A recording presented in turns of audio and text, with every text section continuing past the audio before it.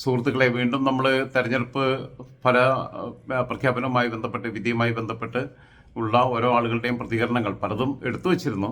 മിനിഞ്ഞാന്ന് എടുത്തു വെച്ചതാണ്, ഒന്നും എയർ ചെയ്യാൻ പറ്റിയില്ല. ഓരോ കാരണങ്ങൾ കൊണ്ട്, പല കാരണങ്ങൾ കൊണ്ട്. കാരണം പ്രത്യേകിച്ച് എനിക്ക് നെറ്റ് കണക്ഷൻ ശരിയായിട്ടില്ല. അപ്പോൾ മൊബൈലിലുള്ള ഡാറ്റ വെച്ചിട്ടാണ് ചെയ്യുന്നത്, ഈ സിമ്മിലുള്ള. അതിൻ്റെ പ്രയാസമുണ്ട്. എന്തായിരുന്നാലും സി പി എമ്മിൻ്റെ പാലക്കാട് ജില്ലാ സെക്രട്ടറി സഖാവ് ഇ എം സുരേഷ് ബാബുവിൻ്റെ പ്രതികരണത്തിലേക്കാണ് വരുന്നത്.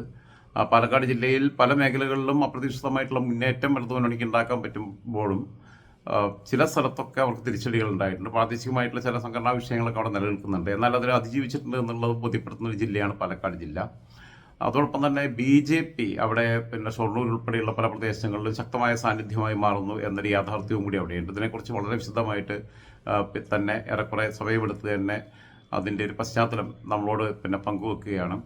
ചിറ്റൂർ മുനിസിപ്പാലിറ്റി, നിലവിലുണ്ടായിരുന്ന ചിറ്റൂർ മുനിസിപ്പാലിറ്റി ഇടതുമുന്നണിക്ക് CPM-ന് നഷ്ടപ്പെട്ടു. CPM-ൻ്റെ പാലക്കാട് ജില്ലാ കമ്മിറ്റി സെക്രട്ടറിയും സംസ്ഥാന കമ്മിറ്റി അംഗവുമായിട്ടുള്ള സഖാവ് ഇ എം സുരേഷ് ബാബു ഏട്ടനാണ് ഇതിൽ സംസാരിക്കുന്നത്. സഖാവിൻ്റെ സംസാരം നിങ്ങളെ കേൾപ്പിക്കാൻ ശേഷമുള്ള അഭിപ്രായങ്ങൾ നമുക്ക് പറയാം.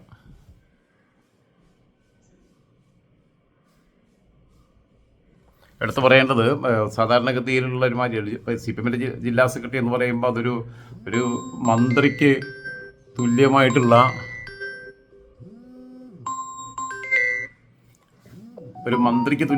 പദവിയാണെന്ന് നമുക്കറിയാം. കാരണം ഏറ്റവും കൂടുതൽ MLA-മാരെ സംഭാവന ചെയ്തിട്ടുള്ള കുറച്ച് മണ്ഡലങ്ങളിൽ, ജില്ലകളിലൊന്നാണ് പാലക്കാട് ജില്ല. അതിൽ തന്നെ പാലക്കാട് ജില്ലയിൽ മൊത്തം 13 നിയമസഭാ മണ്ഡലങ്ങളുള്ളതിൽ മണ്ണാർക്കാട് മുസ്ലിം ലീഗിൻ്റെ ഷംസുദ്ദീൻ, അതേപോലെ തന്നെ പാലക്കാട് നിന്ന് രാഹുൽ മാങ്കൂട്ടത്തിൽ കോൺഗ്രസിൻ്റെ, ഇത് രണ്ടും ഒഴിച്ചു നിർത്തിയാൽ പിന്നീട് CPI-യുടെ ഒരു സീറ്റാണ് അവിടെയുള്ളത്. അത് പട്ടാമ്പി നിന്ന് CPI-യുടെ മോസിൻ, ചിറ്റൂരിൽ നിന്ന് ജനതാദളിൻ്റെ എന്താണ് ഇപ്പോൾ ആ പാർട്ടി, ഇപ്പോൾ ജനതാദളിൻ്റെ ലാർജ് ജനതാദൾ എസ്സോ അങ്ങനെ എന്തോ ആണ് അതിൻ്റെ, നമ്മുടെ മാത്യു ടി തോമസിൻ്റെ പാർട്ടിയുടെ ഓടയുടെ പാർട്ടിയുടെ ഭാഗമാണ് മന്ത്രി കൃഷ്ണൻകുട്ടി. ഈ 4 പേരാണ് അവിടെ ഉള്ളത്. മന്ത്രി MP രാജേഷ് ജില്ലയിൽ നിന്നാണ് ഉള്ളത്, നമ്മുടെ തൃത്താല മണ്ഡലത്തിൽ നിന്ന്. എന്തായിരുന്നാലും 4 പേരെ ഒഴിച്ചു കഴിഞ്ഞാൽ ബാക്കി 9 സീറ്റിലും CPM-ൻ്റെ സ്ഥാനാർത്ഥികളാണ്, CPM-ൻ്റെ MLA-മാരുള്ള സ്ഥലമാണ്. ശരിക്കും പറഞ്ഞാൽ ഒരു മന്ത്രിക്ക് തുല്യമായിട്ടുള്ള പദവിയാണ് ജില്ലാ സെക്രട്ടറി. പക്ഷേ അത്തരം ചാടകളോ കാര്യങ്ങളോ ഒന്നും ഇല്ലാതെ വളരെ സാധാരണക്കാർക്കിടയിൽ ചിറ്റൂർ പോലെയുള്ള പ്രദേശത്ത് സംഘടനാ പ്രവർത്തനം നടത്തി അടിത്തട്ടിൽ നിന്ന് വന്നിട്ടുള്ള ആളാണ്. ബ്രാഞ്ച് തലം തൊട്ട് ജില്ലയുടെ സെക്രട്ടറി വരെയുള്ള പദവിയിലേക്ക് എത്തുമ്പം പോരടിച്ച് വന്നിട്ടുള്ള ഒരു സഖാവാണ് സുരേഷ് ബാബു എന്നാണ് ഞാൻ മറ്റു പലരിൽ നിന്നും മനസ്സിലാക്കിയിട്ടുള്ളത്. മുൻപരിചയങ്ങളൊന്നും അധികം ഇല്ലാതിരുന്നിട്ട് പോലും ഒരു ഫോൺ കോൾ അദ്ദേഹം ഏറ്റവും മാന്യമായിട്ട് ആണ് അതിനോട് പ്രതികരിച്ചത് എന്നുള്ളതിലെ ഒരു സന്തോഷവും കൂടി നമ്മളോട് പങ്കുവച്ചുകൊണ്ട് ഞാൻ അതിലേക്ക് വരികയാണ്.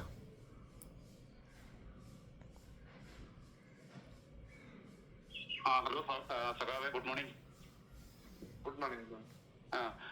ഞാൻ വിളിച്ചത് രാജോസഫാണ്. ഞാൻ വിളിച്ചത് ഈ തെരഞ്ഞെടുപ്പ് ഫലം സംസ്ഥാന വ്യാപകമായിട്ടുള്ളത് ഞാൻ ചോദിക്കുന്നില്ല. കാരണം പാർട്ടിയിലെ ഇലക്ഷൻ റിവ്യൂ കാര്യങ്ങളൊന്നും കഴിയാതെ പറയാൻ ബുദ്ധിമുട്ടുണ്ട് എന്നുള്ളത് എനിക്കറിയാം. പക്ഷെ പാലക്കാട് ജില്ല പോലെയുള്ള ജില്ലയുടെ പ്രത്യേകിച്ചും 13 നിയമസഭാംഗങ്ങളിൽ 11 പേരും LDF-ൻ്റെതായിട്ടുള്ള ഒരു ജില്ലക്കകത്ത് പല സ്ഥലങ്ങളിലും നിലവിൽ ഇടതുമുന്നണിക്ക് ഉണ്ടായിട്ടുള്ള തിരിച്ചടി. ഇപ്പോ നിങ്ങൾ താമസിക്കുന്ന ചിറ്റൂര് നഗരസഭ കൈവിട്ടു പോകുന്നു. അതോടൊപ്പം തന്നെ പാലക്കാട് ഈ വിഷയങ്ങളൊക്കെ ഉണ്ടായിട്ടും ചിറ്റൂര് നഗരസഭ നഷ്ടപ്പെട്ടതിനെ കുറിച്ച് എങ്ങനെയാണ് പ്രതികരിക്കുന്നത്? ചിറ്റൂര് നഗരസഭ കഴിഞ്ഞ 74 വർഷമായിട്ട് സ്ഥിരമായി ഭരിച്ച പാർട്ടിയാണ് കോൺഗ്രസ്.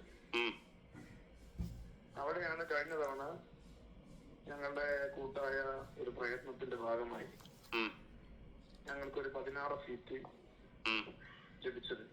അങ്ങനെ ഭരണം ലഭിക്കാനിടയായി. പക്ഷെ എന്നാൽ നമ്മൾ മനസ്സിലാക്കേണ്ട ഒരു കാര്യം, ഞങ്ങൾ ജയിച്ച പല സീറ്റിലെയും കോൺഗ്രസിന്റെ അടിത്തറയ്ക്ക് കോട്ടം തട്ടിയിട്ടില്ല. കാരണം പല വാർഡുകളും അവര് 350-ലധികം വോട്ടിന്, അതെ, അവരുടെ സംഘടനാ ശക്തിയായിരുന്നു. അവർ സ്ഥിരമായി ജയിക്കുന്നതാണ്, കാലാകാലമായി ജയിക്കുന്നതാണ്. പരമ്പരാഗതമായ കോൺഗ്രസ് വോട്ടിനെയാണ് ഞങ്ങള് ഒരു തവണ ചില വാർഡിലും പിടിച്ചെടുത്തത്. അത്തരത്തിലൊരു മാറ്റം കഴിഞ്ഞ തവണ ഉണ്ടായി എന്നുള്ളത് കോൺഗ്രസ് ആകെ തകർന്നു എന്ന് നമുക്ക് കണക്കാൻ കഴിയില്ല. ഞങ്ങൾ അങ്ങനെ വിലയിരുത്തിയിട്ടില്ല. അപ്പൊ അതിന്റെ ഭാഗമായി പരമ്പരാഗതമായി ജയിച്ചിരുന്ന വാർഡുകൾ അവർ പ്രാവശ്യം വീണ്ടും തിരിച്ചു ഞങ്ങളുടെ കയ്യിൽ നിന്ന് തിരിച്ചു പിടിച്ചു. ഇതാണ് ചിറ്റൂർ മുനിസിപ്പാലിറ്റിയിൽ ഉണ്ടായിട്ടുള്ളത്. ഞങ്ങളുടെ സംഘടനാ വർക്ക് മോശമായിരുന്നില്ല, കഴിഞ്ഞ തവണത്തേക്കാൾ വളരെ മികച്ചതായിരുന്നു. പക്ഷെ എങ്കിലും ഈ ഒരു ഘടകം നന്നായി അവിടെ വർക്ക്ഔട്ട് ചെയ്തിട്ടുണ്ട് കോൺഗ്രസിന് അനുകൂലമായിട്ട്. ഓക്കെ, അടുത്ത ഷൊർണൂരിലേക്ക് വന്നു കഴിഞ്ഞാല് ഷൊർണൂര് പിന്നെ അറിയാം, പിന്നെ കഴിഞ്ഞ നിയമസഭാ തെരഞ്ഞെടുപ്പിൽ തന്നെ BJP അത്യാവശ്യം നല്ല പ്രകടനം കാഴ്ചവെച്ചതാണ്. ഇപ്പൊ കോൺഗ്രസ് സന്ദീപ് വാര്യരായിരുന്നു കഴിഞ്ഞ തവണ പിന്നെ അവിടെ നിയമസഭയിൽ BJP സ്ഥാനാർത്ഥിയായിട്ട് മത്സരിച്ചിരുന്നത്. പാർട്ടിയിൽ നിന്ന് ഇടക്കാലത്ത് വിട്ടുപോയ MR മുരളി ഉൾപ്പെടെ തിരിച്ചു വരികയും പാർട്ടി ജില്ലാ നേതൃത്വത്തിൽ ഉണ്ടാവുകയും ചെയ്യുന്നു. പക്ഷേ പിന്നെ അവിടെ കോൺഗ്രസിനെ മറികടക്കുന്ന രീതിയിലേക്ക് BJP ഒരു പെർഫോമൻസ് കാഴ്ചവെക്കുന്നു. എങ്ങനെയാണ് അതിനെ CPM എന്ന പാർട്ടി കാണുന്നത് ജില്ലാ സെക്രട്ടറി റാലിക്ക്? ഷൊർണൂർ മുനിസിപ്പാലിറ്റിയിലും ഒറ്റപ്പാലം മുനിസിപ്പാലിറ്റിയിലും ഞങ്ങള് യഥാർത്ഥത്തിൽ കുറച്ചുകൂടി നില മെച്ചപ്പെടുത്തുകയാണ് ചെയ്തത്. ഷൊർണൂരിൽ കഴിഞ്ഞ തവണ 17 അപ്പൊ 19 സീറ്റിന്റെ എണ്ണം വർദ്ധിച്ചു, വോട്ടിന്റെ എണ്ണത്തിൽ വർധനവുണ്ടായിട്ടുണ്ട്. ഇവിടെ അതെല്ലാം പ്രശ്നം. നിങ്ങൾ ചോദിച്ചത് BJPയുടെ വളർച്ചയെ കുറിച്ചാണ്. BJPയുടെ വളർച്ചയെ കുറിച്ച് ഞങ്ങളും ആശങ്കയോടുകൂടി തന്നെയാണ് കാണുന്നത്. എന്നാൽ നമ്മൾ പരിശോധിക്കപ്പെടുമ്പോ അതിന്റെ വസ്തുത മനസ്സിലാക്കുന്നത് പൂർണ്ണമായും കോൺഗ്രസിന്റെ കൈവശമുള്ള സീറ്റുകളാണ് BJPയുടെ സീറ്റുകളായി ഇപ്പോ ജയിച്ചു വരുന്നത്. അതായത് കോൺഗ്രസിന്റെ വാർഡുകൾ കോൺഗ്രസിന്റെ പ്രവർത്തകരും അനുഭാവികളുമായിട്ട് പ്രത്യേകിച്ച് ഹൈന്ദവ വിഭാഗത്തിൽപ്പെട്ടവർ അതേപടി ഒരു മതമാറ്റം എന്ന് പറഞ്ഞ മാതിരി ഒരു രാഷ്ട്രീയ രാജ്യത്താകമാനം കണ്ടുകൊണ്ടിരിക്കുന്ന കോൺഗ്രസിൽ ഉണ്ടാകുന്ന മാറ്റം ഉണ്ടല്ലോ, അത് നമ്മുടെ കേരളത്തിലും പല പ്രദേശങ്ങളിലും കോൺഗ്രസ് വന്നുകൊണ്ടിരിക്കുന്നു എന്നുള്ളതാണ്. ഈ ഷൊർണൂർ മുനിസിപ്പാലിറ്റിയില് ഈ കോൺഗ്രസ് ജയിച്ചിരുന്ന സീറ്റുകളെല്ലാം ഇപ്പോ BJP ജയിക്കാനിടയായത്. എന്നാൽ ഞങ്ങളുടെ ചില സീറ്റുകൾ പിടിച്ചിട്ടുണ്ട്. എന്നാൽ ആ സീറ്റിന് പകരമായി BJPയുടെ സീറ്റുകൾ ഞങ്ങൾ മുൻകാലങ്ങളിലെ സീറ്റ് പിടിച്ചിട്ടുണ്ട്. ഞങ്ങളുടെ ഇലക്ഷനിൽ സ്വാഭാവികമാണ്.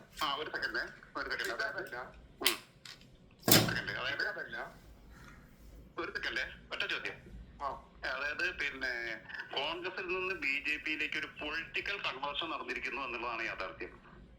അതെ അതെ അതെ, കോൺഗ്രസ് ആണ് അതിന്റെ ഒരു ഈ കോൺഗ്രസ് ക്ഷയിക്കുന്നവരെല്ലാം BJPക്ക് അനുകൂലമാവുകയും BJP ജയിക്കുന്ന സ്ഥിതിയാണുള്ളത്. നിങ്ങളിപ്പോ പൊതുവെ നമ്മൾ ഈ തെരഞ്ഞെടുപ്പ് ഒരു ആദ്യത്തെ പ്രാഥമിക വിശകലനം എന്ന നിലയ്ക്കാണ് ഞാൻ പറയുന്നത്. പരിപൂർണമായി ഞാൻ റിവ്യൂ നടത്തി പരിശോധനയൊന്നും നടത്തിയിട്ടില്ല. BJP പല പഞ്ചായത്തിലും അക്കൗണ്ട് തുറന്നതല്ല, CPMന്റെ വാർഡുകൾ ജയിച്ചിട്ടല്ല, എല്ലാം കോൺഗ്രസിന്റെ വാർഡുകൾ കോൺഗ്രസ് ദുർബലമാവുകയും അല്ലെങ്കിൽ രഹസ്യ ബാന്ധവത്തിലൂടെ കോൺഗ്രസ് അവരെ സഹായിക്കുകയും ചെയ്തിട്ടാണ് പല പഞ്ചായത്തുകളിലും ഇപ്പോ BJP മെമ്പർമാരെ ഉണ്ടാക്കിയിട്ടുള്ളത്. ഓക്കെ, അടുത്ത പാലക്കാട്ടേക്ക് വരികയാണെങ്കിൽ പാലക്കാട് ഈ പറഞ്ഞ രാഷ്ട്രീയ വിവാദങ്ങളും കാര്യങ്ങളും ഒക്കെ ഉണ്ടായിരിക്കുന്ന സമയത്ത് പോലും അതിന്റെ ഗുണഭോക്താക്കളായിട്ട് CPMന് വേണ്ടത്ര അല്ലെങ്കിൽ LDFന് മാറാൻ പറ്റിയിട്ടില്ല എന്നുള്ള ആത്മവിമർശനം ഉണ്ടോ ഇപ്പോഴത്തെ സ്ഥിതിയിൽ? ഇലക്ഷൻ റിവ്യൂ നടത്തുന്നതിന് മുമ്പായി ചോദിക്കുന്നത് ശരിയല്ല എനിക്കറിയാം. അതായത് ഇപ്പോഴത്തെ പ്രത്യേക രാഷ്ട്രീയ അവസ്ഥ, കാരണം വിവാദങ്ങൾ സംസ്ഥാന രാഷ്ട്രീയത്തെ പിടിച്ചുപറിക്കിയ വിവാദങ്ങൾ അതിനെല്ലാം ശ്രദ്ധാകേന്ദ്രമായിട്ടുള്ള പാലക്കാട് അതിന്റെ പിന്നെ ഒരു ഗുണഭോക്താവായിട്ട് പിന്നെ പ്രത്യേകിച്ചും BJPക്കിടയിൽ അവിടെ ഒരുപാട് പ്രശ്നങ്ങൾ ഉണ്ടായിരുന്നു. BJPയുടെ നഗരസഭാ ഭരണ സമിതിക്കെതിരെ അതിന്റെ ഗുണഭോക്താക്കളായിട്ട് CPMനും LDFനും വേണ്ടത്ര മാറാൻ പറ്റിയിട്ടില്ല എന്ന പ്രാഥമികമായ ഒരു ബോധ്യം, അതായത് ഇലക്ഷൻ റിവ്യൂ എന്നത് സംഘടനാപരമായി നടത്താത്തപ്പോൾ പരിമിതി ഉണ്ടെന്ന് എനിക്കറിയാം. എന്നാൽ തന്നെ ഒറ്റനോട്ടത്തിൽ അങ്ങനെ തോന്നുന്നുണ്ടോ? പാലക്കാട് മുനിസിപ്പാലിറ്റി ഉൾപ്പെടെയുള്ള പാലക്കാട് മണ്ഡലത്തിൽ നല്ല കുതിപ്പാണ് കോൺഗ്രസിനെ BJPയെക്കാളും ഞങ്ങൾ ഇപ്പൊ തെരഞ്ഞെടുപ്പിൽ ഉണ്ടായിട്ടുള്ളത്. എന്തുകൊണ്ടാന്ന് ചോദിച്ചാൽ കേവലം 2 സീറ്റിന്റെ വർധനമാണെങ്കിലും ബൈ ഇലക്ഷൻ താരതമ്യം ചെയ്ത് നോക്കുമ്പോൾ ആ ബൈ ഇലക്ഷനില് ഞങ്ങൾക്ക് കിട്ടിയത് 37,269 വോട്ടാണ്.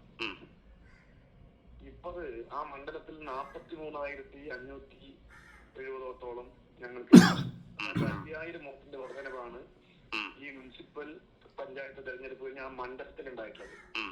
അതുപോലെ തന്നെ മുനിസിപ്പാലിറ്റിയിലും 16,000 വോട്ടിന് ഉണ്ടായിരുന്നത് ഇപ്പൊ 10 ഞങ്ങൾ മാറിയിട്ടുണ്ട്. അപ്പോ വോട്ടിന്റെ പൊതുവെ പരിശോധിച്ചാൽ ഞങ്ങൾക്ക് വളർച്ചയാണ് മുനിസിപ്പാലിറ്റിക്കകത്ത് ഉണ്ടായില്ല. എന്നാൽ ആ വോട്ടിന്റെ വളർച്ച സീറ്റായി മാറിയിട്ടില്ല മുഴുവനും. വളരെ തുച്ഛം സീറ്റുകളാണ് ഞങ്ങള്, വളരെ ചെറിയ ചെറിയ വോട്ടിന് പരാജയപ്പെട്ട 20 സീറ്റുകളുണ്ട്. 2ാം സ്ഥാനത്ത് എത്തിയിട്ടുള്ള 16 വാർഡുകൾ ഇപ്പോ നിലവിലുണ്ട്. നേരത്തെ അത്രയും ഉണ്ടായിരുന്നില്ല. അപ്പൊ പൊതുവെ പാലക്കാട് മുനിസിപ്പാലിറ്റിയുടെ ഭാഗമായി വരുന്ന മണ്ഡലവും മുനിസിപ്പാലിറ്റിയും പരിശോധിച്ചാൽ കഴിഞ്ഞ 20-നേക്കാൾ വലിയ രൂപത്തിലുള്ള മുന്നേറ്റമാണ് CPM-ഉം LDF-ഉം ഉണ്ട്. അടുത്തൊരു കാര്യം, പിന്നെ ഇപ്പൊ മണ്ണാർക്കാട് പിന്നെ പലതരത്തിലുള്ള ഒരു അഗ്നിപരീക്ഷണത്തിലൂടെയാണ് CPM-ഉം LDF-ഉം കടന്നുപോയത്. കാരണം CPM-ന്റെ സജീവ പ്രവർത്തകരായിരുന്ന പലരും അവിടെ ജനകീയ മുന്നണി എന്നൊക്കെ പറഞ്ഞു നിന്നു. അത് ഏത് രീതിയിലാണ് അവിടെ ബാധിച്ചത്? പിന്നെ അതിനെങ്ങനെയാണ് നോക്കിക്കാണുന്നത്? മണ്ണാർക്കാട് അതൊന്നും ബാധിച്ചിട്ടേ ഇല്ല. മണ്ണാർക്കാടെല്ലാം അവരുടെ വോട്ടിന്റെ പാറ്റേൺ എടുത്ത് നോക്കിയാൽ അറിയാം. 50 താഴെ 25 തൊട്ട് സാധാരണ ഒരു സ്വതന്ത്ര നിർത്തിയ കിട്ടുന്ന വോട്ടാണ്. സ്വതന്ത്ര നിർത്തിയ കിട്ടുന്ന വോട്ടുകളാണ്. അതെ, UDF-ഉമായി ധാരണയുള്ള ചില സീറ്റുകളിൽ അവർക്ക് UDF-ന്റെ വോട്ട് ലഭിച്ചിട്ടുണ്ട്. UDF-ന്റെ കൂടെ കൂടിയ സ്വാഭാവികമായിട്ട് ചില പ്രദേശങ്ങളില് CPM-നെ പരാജയപ്പെടുത്താൻ അല്ലെങ്കിൽ തന്നെ UDF-ന് കഴിയുന്ന ശക്തി കേന്ദ്രങ്ങളുണ്ടല്ലോ. അതെ, അപ്പൊ അങ്ങനെയുള്ള കേന്ദ്രങ്ങളിൽ അവർക്ക് ചില വോട്ട്, എന്നിട്ട് ഒരു സ്ഥാനാർത്ഥി പോലും അങ്ങനെയൊന്നും CPM-ന്റെ ആളുകളെന്ന് പറഞ്ഞ് മത്സരിച്ചെടുക്കൊന്നും കിട്ടിയിട്ടില്ല. CPM-നോട് എതിർപ്പ് പറയുകയും തെരഞ്ഞെടുപ്പ് കാലത്തിൽ നമുക്ക് എതിരായി മത്സരിക്കുന്ന ഒരാൾക്കും അങ്ങനെ ഒരു ശേഷിയൊന്നുമില്ല. അതൊന്നും അല്ല അതിന്റെ ഘടകം. പൊതുവായി കേരളത്തിൽ ഉണ്ടായിട്ടുള്ള ഈ ഒരു മറ്റേ അനുകൂല കാലാവസ്ഥ ഉണ്ടല്ലോ ആർക്ക്, UDF-ന് അനുകൂലമായ ഒരു റിസൾട്ട് ആണല്ലോ പൊതുവെ വന്നിട്ടുള്ളത്. അത് ഭയങ്കരമാണെന്നൊന്നും പറയാം, തരംഗെന്നൊന്നും പറയാൻ പറ്റില്ല അതിന്. എന്നാലും ചെറിയ രാഷ്ട്രീയ സാഹചര്യം 2004 ലോക്സഭാ തെരഞ്ഞെടുപ്പിൽ ഇടതുമുന്നണിക്ക് അനുകൂലമായിട്ട് ഉണ്ടായത് പോലെയുള്ള ഒരു വേവ് ഉണ്ട്. അതുണ്ട്. അപ്പൊ അതിൽ ഇവർക്ക് ഒരു ചെറിയ മുന്നേറ്റം പോലും ഉണ്ടാക്കിയെടുക്കാൻ കഴിഞ്ഞിട്ടില്ല. അത് പൊതുവെ UDF-ന് ആ മണ്ണാർക്കാട് മേഖലയിൽ ഉണ്ടായിട്ടുണ്ട്. UDF-ന് ഉണ്ടായിട്ടുണ്ട്. അതൊക്കെ ഇവരുടെ കാരണമാണെന്നൊന്നും ഒരിക്കലും വിലയിരുത്തി പോകാൻ പറ്റില്ല. പിന്നെ മറ്റൊന്ന്, ഇപ്പം നിങ്ങള് സുഹൃത്തും സഹപ്രവർത്തകനും സഹസഖാവും ഒക്കെ ആയിട്ടുള്ള മുൻ ജില്ലാ സെക്രട്ടേറിയറ്റ് മെമ്പറും മുൻ ഷൊർണൂർ MLA ഇപ്പൊ KTTC-യിലെ ചെയർമാനുമായിട്ടുള്ള PK ശശിയേട്ടൻ ഒറ്റപ്പാലം നിയമസഭാ മണ്ണാർക്കാട്ടുകാരനാണെന്നാണ് നാട്ടുകാരുടെ വിചാരം. പക്ഷെ ഒറ്റപ്പാലം നിയമസഭാ മണ്ഡലത്തിന്റെ പരിധിയിലാണ് താമസിക്കുന്നത്. ആ പരിധിയിലുള്ള പഞ്ചായത്തിലാണ്. PK ശശിയേട്ടന് ഈ തെരഞ്ഞെടുപ്പുമായിട്ട് ബന്ധപ്പെട്ട് ഒരുപാട് വിവാദങ്ങളിൽ പെടുകയും അങ്ങനെ PK ശശിയേട്ടനാണ് CPM-നെതിരെ പിന്നെ പ്രവർത്തിക്കുന്നത്. PK ശശിയേട്ടന്റെ ഫാൻസ് അനുയായികൾ CPM-നെതിരെ തോൽപ്പിക്കാൻ ശ്രമിക്കുന്നു. പക്ഷെ PK ശശിയേട്ടന് വോട്ടറായിട്ടുള്ള ആ മണ്ഡലത്തിന്റെ പരിധിയിൽ CPM-ന് നല്ല രീതിയിലുള്ള പെർഫോമൻസ് കാഴ്ചവെക്കാൻ കഴിഞ്ഞു. എങ്ങനെയാ അതിനെ നോക്കിക്കാരണേ? അതിലൊന്നും ഞാൻ ഇപ്പൊ പ്രതികരിക്കുന്നില്ല. കാര്യങ്ങളിലേക്ക് ഞാനില്ല. ഞാൻ ബുദ്ധിമുട്ടിക്കുന്നില്ല. അപ്പം സഖാവെ, പിന്നെ സുരേഷനോട് നന്ദി. ഞാൻ ഈ തിരക്കിനിടയിലും പ്രതികരിച്ചതിന്. Okay, thank you. Okay. Palakkad പിന്നെ മണ്ണാർക്കാട് ജനകീയ മുന്നണി അങ്ങനെ ഇങ്ങനെ എന്നൊക്കെ പറഞ്ഞുണ്ടാക്കിയിട്ടുള്ളതിൻ്റെ അതൊരു വലിയ തരംഗമൊന്നുമായി മാറിയിട്ടില്ല. മറ്റൊന്ന്, മുൻ CPM-ന്റെ മുൻ ജില്ലാ സെക്രട്ടേറിയറ്റ് മെമ്പർ, CIT-ന്റെ മുൻ ജില്ലാ സെക്രട്ടറി, അതേപോലെ ഷൊർണൂരിൽ 2016-21 വരെ ഷൊർണൂരിൽ നിന്ന് MLA ആയിരുന്ന, ഒറ്റപ്പാലം നിയമസഭാ മണ്ഡലത്തിൻ്റെ പരിധിയിൽ താമസിക്കുന്ന പിന്നെ PK ശശിയേട്ടൻ ഇപ്പോൾ KTTC-യിലെ ചെയർമാനാണ്. അദ്ദേഹം വോട്ടറായിട്ടുള്ള ഒറ്റപ്പാലം നിയമസഭാ മണ്ഡലത്തിൽ CPM-ന് നല്ല ഒരു ഓളം സൃഷ്ടിക്കാൻ കഴിഞ്ഞിട്ടുണ്ട്. അപ്പോൾ അത്തരം പിന്നെ ആവശ്യത്തെക്കുറിച്ച് ചോദിച്ചപ്പോൾ അദ്ദേഹം പ്രതികരിക്കാൻ തയ്യാറായിട്ടില്ല. അത് ഒരു പക്ഷേ ഇന്നർ പൊളിറ്റിക്സിനകത്ത് ഒരു ഫൈനൽ ഡിസിഷനിലേക്ക് എത്താത്തതുകൊണ്ടാവാം. അതുകൊണ്ട് തന്നെ ബുദ്ധിമുട്ടിക്കുന്നത് ശരിയുമല്ല. കാരണം ഒരു സ്ട്രക്ചറിനകത്ത് നിൽക്കുന്നതാണ് ജില്ലാ സെക്രട്ടറി എന്ന് പറയുമ്പോൾ. പാർട്ടി സംസ്ഥാന കമ്മിറ്റിയുടെയും ജില്ലാ കമ്മിറ്റിയുടെയും ഒക്കെ കളക്റ്റീവായിട്ടുള്ള ഒപ്പീനിയൻ മാത്രമേ അത്തരം വിഷയങ്ങളിൽ അദ്ദേഹത്തിന് മാധ്യമങ്ങളുടെ മുമ്പിൽ പറയാൻ പറ്റുള്ളൂ എന്ന അദ്ദേഹത്തിൻ്റെ പരിമിതി മനസ്സിലാക്കിക്കൊണ്ട് നമുക്ക് തൽക്കാലം ഇവിടെ അവസാനിപ്പിക്കാം. അടുത്ത മറ്റു ആളുകളുടെ പ്രതികരണങ്ങളുമായിട്ട് വീണ്ടും വരും. നമുക്ക് ശ്രദ്ധിക്കേണ്ട കാര്യം, ഇതേപോലെ പിന്നെ പല സ്ഥലത്തും പറ്റുന്നത് CPM-ന്റെ പ്രവർത്തകർ തന്നെ ശ്രദ്ധിക്കേണ്ട ഒരു കാര്യമുണ്ട്. സ്ഥലത്ത് നമ്മൾ ലോക്കൽ സെക്രട്ടറിക്കായി എന്ന് പറഞ്ഞാൽ തന്നെ നമ്മളുടെ അഹങ്കാരികളാകുകയാണ്. അങ്ങനെയല്ല വേണ്ട. അല്ലെങ്കിൽ പിന്നെ കോൺഗ്രസിൻ്റെ ബ്ലോക്ക് പ്രസിഡൻ്റായി എന്ന് പറയുമ്പോൾ ഞാൻ വലിയ സംഭവമാണെന്ന് കരുതരുത്. BJP-യുടെ പിന്നെ എന്തെങ്കിലും ആളെന്ന് പറയുമ്പോൾ അത് വലിയ ഗുണാന്തരാണെന്നുള്ളതൊന്നും കരുതണ്ട. അങ്ങനെ അതിനേക്കാൾ ഡൗൺ ടു എർത്ത് ആയിട്ട് സംസാരിക്കുന്ന എല്ലാ പാർട്ടിയിലും പെട്ട സംസ്ഥാന നേതാക്കന്മാർ, ജില്ലാ സെക്രട്ടറിമാർ, ജില്ലാ പ്രസിഡന്റുമാർ, കോൺഗ്രസിനൊക്കെ ആണെങ്കിൽ ജില്ലാ പ്രസിഡന്റുമാർ, അങ്ങനെ ഒരുപാട് പേരുണ്ട്. ലീഗിന്, BJP-ക്കും ഒക്കെ ഉണ്ട് സംസ്ഥാന തലത്തിൽ പ്രവർത്തിക്കുന്നവർ. അങ്ങനെ നമ്മുടെ ഈ ജനങ്ങളുമായി ഇടപെടുന്ന പഞ്ചായത്ത് തലത്തിൽ, പിന്നെ കോൺഗ്രസിനാണെങ്കിൽ ബ്ലോക്ക് മണ്ഡലം, CPM-നാണെങ്കിൽ ലോക്കൽ കമ്മിറ്റി, BJP-ക്കും മണ്ഡലം അവർക്ക് പഞ്ചായത്ത് കമ്മിറ്റി, ഇങ്ങനെയൊക്കെയുള്ള സ്ഥലത്ത് പ്രവർത്തിക്കുന്ന ആളുകളാണ് പലപ്പോഴും ജനങ്ങളും അതാത് രാഷ്ട്രീയ പ്രസ്ഥാനങ്ങളും തമ്മിൽ അകലുന്നതിന് ഇവരുടെ അഹങ്കാരം, ജാട, പിന്നെ ഞാൻ വലിയ സംഭവമാണെന്നുള്ള തോന്നലൊക്കെ വലിയ ഘടകമാണ് അകലുന്നത്. അവിടെയാണ് നിങ്ങൾ ഇത്തരം ചില ഡൗൺ ടു എർത്ത് ആയിട്ടുള്ള ആളുകളെ കണ്ടുപിടിക്കേണ്ടത്, മാതൃകയാക്കേണ്ടത് എന്ന് മാത്രമാണ് സൂചിപ്പിക്കാനുള്ളത്. മറ്റു പ്രതികരണമായിട്ട് വീണ്ടും വരാം.